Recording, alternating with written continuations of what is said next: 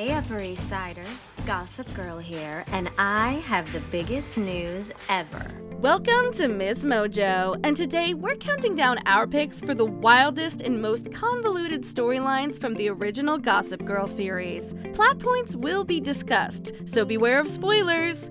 Even if I didn't have the police commissioner in my pocket, who do you think they're gonna believe? Huh? Number 10. The Charlie Ivy Lola drama. Various. Convoluted plot lines were a Gossip Girl specialty, especially in the later seasons. By the time you reach the saga of Ivy Dickens, you'll need a notebook and a pen just to keep track.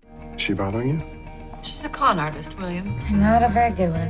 When we first meet Ivy, she's being paid by Serena's Aunt Carol to pretend to be her daughter Charlie. Carol wants access to a trust fund left to Charlie by Grandma Cece. I think the authorities would have a problem with that. And your family would too. You wouldn't. I came from nothing. Cece uncovers the plot, but decides to give Ivy an inheritance anyway. Things only get more complicated once the real Charlie turns up, calling herself Lola. During her tenure in the Upper East Side, Ivy also finds time to romance Dan, Nate, and two of Lily's ex-husbands. It's as messy as it sounds, and that's barely half of it. It's my cue. I think I've heard enough. Number 9. The Three-Person Entanglement. They shoot Humphreys, don't they? Next to teen dramas like Euphoria, the exploits of Manhattan's Upper East Siders can look slightly tame. However, back in the day, Gossip Girl was pushing boundaries. It can't be worse than the bathroom at Fat Black Pussycats. I wouldn't say worse. Early ads for the show played up reviews that described it as every parent's worst nightmare. Just when we thought the shock value might be wearing off, the writers proved they could still surprise us. Oh. Yeah. That one. You ever... Have I? No, never. The three-person tryst between Dan, Vanessa, and Olivia, played by recurring guest star Hilary Duff, is thrown into season 3, and basically forgotten shortly after. Duff portrays a movie star, but the character is still a girl-next-door type. The move seems rather out of character for everyone involved, and it leads to Olivia and Dan's breakup, and her exit. So much for the ultimate college experience. What? No, I have had the ultimate experience with you guys. Number 8. Lily's fake cancer. Various. Serena's mom, Lily Vanderwoodson, lived through a lot of drama. One of her partners returns from the dead, another is the father of her long-lost child, and one manipulates her into believing she has cancer. Guess who turns out to be Endgame? Oh, God. William. Dad? William Vanderwoodson, played by William Baldwin, comes back into Lily's life when she is genuinely ill and at her most vulnerable. He helps her through her recovery, but falls in love with her along the way. I made the biggest mistake of my life walking out on you, and I promise to do everything in my power to make it up to you, to make it right again. So naturally, he keeps prescribing her unnecessary medication to convince her she's still sick. Oh, and he also conspires to break her and Rufus up. I'm getting exactly what I wanted, to be with Lily, the love of my life, the mother of my children, and I thank you. I truly thank you for the role you played in making that possible. What a charmer. Number 7. Chuck and Club Vitrola. Victor Vitrola. Wealth and status can buy you many things, but Gossip Girl really challenged our definition of plausibility. Take Chuck Bass, for example. Long night? Alfonso made me an omelet. I may have washed it down with a Bellini or two.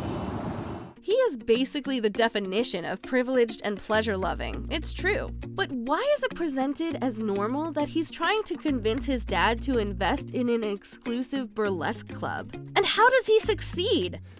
I am so pleased. You are? Are you kidding me?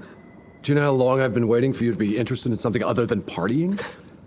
Chuck is set up from the beginning as a hedonistic playboy, but we can't forget he's younger than he acts. It's just one in a series of unhinged things he does, but it perfectly embodies how he often lives like a sleazy billionaire enjoying a midlife crisis. It's not a cute look, and it makes absolutely no sense. I'm Chuck Bass. Number 6. Dan and Serena share a sibling, Various. Returning to Lily and her tangled life, let's talk about Scott Rawson. Who's that? He's Lily's secret love child, of course. Biological half-sibling to both Serena and Dan. Oh, our dad dated your mom. Yeah, we're not related, though. What? Yeah, ignore my roots. Wait, what? Scott's existence was hidden from his father, Rufus, until Lily's mother decided to drop the bombshell after years of silence. When the couple attempted to track down their son, they're told he passed away. But that turns out to be a lie because this is Gossip Girl. That was... Your love child. Yeah, not dead. Congratulations, it's a boy. Scott covertly infiltrates their world, only telling his parents who he is at their wedding. He promises to keep in touch, but after season 3, we never see him again. It seems like he didn't get an invite to his own half-siblings' wedding to each other. Yikes. Oh, no, I'm gonna faint. To repeat, we are not related. She was a groupie, and he was almost famous. Suddenly, my family seems so sane. Number 5. Chuck is attacked and ends up in France, Various. When fictional characters experience a traumatic or life-altering event, we don't want them to snap back to normal right away. However, Chuck Bass's fresh start in season 4 is a step too far. I'm really sorry to show up like this. I've just been looking for Chuck everywhere. Henry, what's he talking about? I don't know. The man you're looking for is not here. At the end of the 3rd season, he's shot in Prague. He's rescued by Ava, aka Harry Potter star Clemence Poesi, who whisks him off to Paris. Chuck tells her his name is Henry and decides to settle down and become a hard-working French resident. I suppose it's worth missing you if it means staying in a place where you don't have nightmares. And you look very handsome in your work clothes. Well, I look forward to you removing them after an honest day's work. Did that bullet give him a personality transplant? This is Chuck Bass we're talking about. His old friends eventually come and rescue him from his respectable new life, but we got worried for a while there. After today, there is no Chuck Bass. I'm staying at Eleanor and Cyrus's when you realize that's not true. Number 4. When Chuck trades Blair for a hotel, Inglourious Bastards. Looking back, it's bizarre that we were brought into the fairy tale romance of Chuck and Blair. There's being a bad boy, and then there's trying to trade your girlfriend to your creepy uncle in exchange for a hotel. No. What are you talking about? Chuck doesn't know anything about this. Really? Because it seems to me he knew exactly which buttons to have me push. Chuck tells Jack that he's prepared to pay any price to get his hotel back. It turns out his uncle is interested in Blair. Unbeknownst to the viewer, Chuck accepts Jack's indecent proposal. He proceeds to manipulate his girlfriend into offering herself to Jack, without Chuck having to ask her. If I asked, it wouldn't have worked. You would have been too willing when Jack came to you. He would have known we were working together. I did what I had to win. He knows her so well at this point that he's confident she'll do it out of love for him, if he plays his cards a certain way. Nothing ultimately happens between them, but we'll never forget the betrayal. You said you would stand by me through anything. This Blair is anything. I never thought that the worst thing you would ever do would be to me.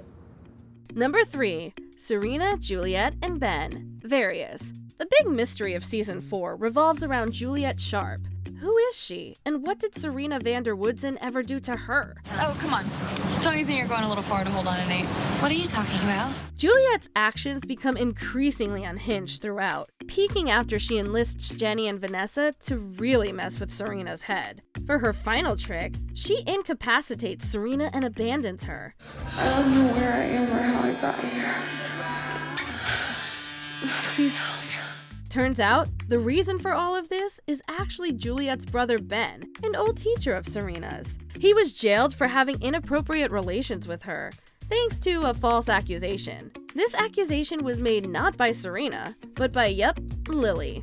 Of course, once Ben gets out of prison, there's a whole new set of absurd moments to deal with. To say the whole thing is ridiculously convoluted and wild would be an understatement. I knew you were going to say that. Because it's the truth. And you don't see it, but you're caught in a trap. Number 2. Bart Bass comes back from the dead. Raiders of the Lost Art. Dead.